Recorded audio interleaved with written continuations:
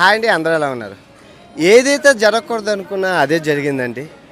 దేశద్రోహిని అయ్యానండి మొత్తానికి. అంటే చైనా సిరీస్ ఏ ముహూర్తాన్ని స్టార్ట్ చేసానో తెలియదు కానీ వ్యూస్ వస్తున్నాయి, డబ్బులు వస్తున్నాయి, ప్రశాంతం లేదు.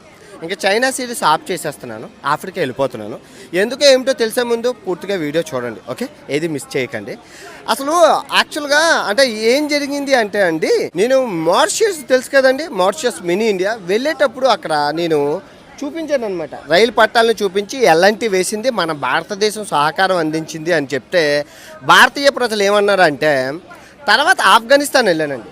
ఆఫ్ఘనిస్తాన్ వెళ్ళాక అక్కడ హాస్పిటల్స్, తర్వాత రోడ్లు, తర్వాత స్కూళ్ళు మన భారతీయులు కట్టించారు అంటే మన భారతీయ ప్రజలు ఏమన్నారంటే, కనతల్లికి చీర కొనలేనోడు పినతల్లికి వడ్డానం కొన్నారని కమెంట్లు చేశారు. అదేంటండి? ఇప్పుడు కొందరు హిందుస్థాన్ జిందాబాద్ అని చేశారు, బాగానే ఉంది. ఇక్కడ చైనాకు వచ్చి చైనా యొక్క అభివృద్ధి చూపిస్తుంటే మనోళ్ళు వార్వలేక అంటే ఏమంటున్నారంటే దేశద్రోహి అని ముద్ర వేస్తారు. అంటే కమెంట్లు ఏ విధంగా అంటే ఆన్లైన్లో దాడి తట్టుకోలేకపోతున్నాం. ఎక్కడికి వెళ్ళు దేశద్రోహి ఏంటి? నిజంగా ఇప్పుడు నన్ను తిట్టండి, పర్వాలేదు. నా తల్లిని తిట్టండి, నేనేం అనుకోను. కానీ దేశాన్ని ఎంతగా ప్రేమించి ఒక ఎన్సీసీ స్టూడెంట్ని మీరు దేశద్రోహి అనడం నిజంగా ఈరోజంతా మనశ్శాంతిగా లేదనమాట. నేను చేస్తూనే ఉన్నాను, కమెంట్లు చూస్తూనే ఉన్నాను, డిలీట్ చేస్తున్నాను. ఇలాగ ఇల్లు అలా వచ్చేలాగా దేశద్రోహి కమెంట్లు ఎక్కువైపోతున్నాయండి.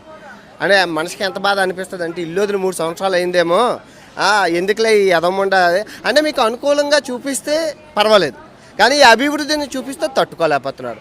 అంటే ఈ అభివృద్ధి చూస్తే అంటే వ్యూస్ రావడం వల్ల తట్టుకోలేకపోతున్నారా? నాకు డబ్బులు ఈ నెల చాలా ఎక్కువ ఆదాయం, మీకు తర్వాత వీడియో చూపిస్తాను, దానివల్ల తట్టుకోలేకపోతున్నారా, లేదంటే చైనా అభివృద్ధిని చూసి తట్టుకోలేకపోతున్నారా? నాకైతే అర్థం అవ్వట్లేదు. ఇంకా ఈ మాట తీరు వల్లే మన క్రమశిక్షణ లేక దేశం సంకనాకపోయింది.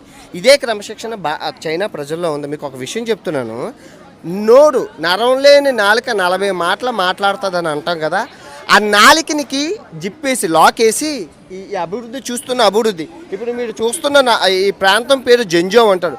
చిన్న గ్రామం, పల్లె, అసలు చాలా చిన్నది. ఇలాంటి గ్రామం చైనాలోని ఇంత అభివృద్ధి సాధించిందని కళ్ళకూర ఊహించలేదు. అలా దేశాలు తిరిగాను, ఏ దేశమైనా నేను ఎక్కడైనా లొల్లు పెట్టానండి, గొడవ చేశానండి. ఎందుకంటే చైనా యొక్క సిద్ధాంతాలు, ఆ చైనా యొక్క అభివృద్ధి నచ్చింది బాగా. ఇక్కడ ఏదైనా చెయ్యాలి అంటే భారతదేశంలో లాగా కులం అడ్డుపడదు. మన దేశంలో కులం ఫస్ట్ అడ్డుపడుతుంది, తర్వాత మతం అడ్డుపడుతుంది, తర్వాత లంచం అవినీతి అడ్డుపడుతుంది, లంచం అడ్డుపడుతుంది, రిజర్వేషన్లు అడ్డుపడతాయి. ఇక్కడ అవేమి లేవు. ఇక్కడ కంపెనీ ఓపెన్ చేయాలంటే నువ్వు ఏదైనా కంపెనీ ఓపెన్ చేయాలంటే 5 నిమిషాల్లో కంపెనీ ఓపెన్ అయిపోతుంది. ఎవరిని పిసకాక్కర్లేదు.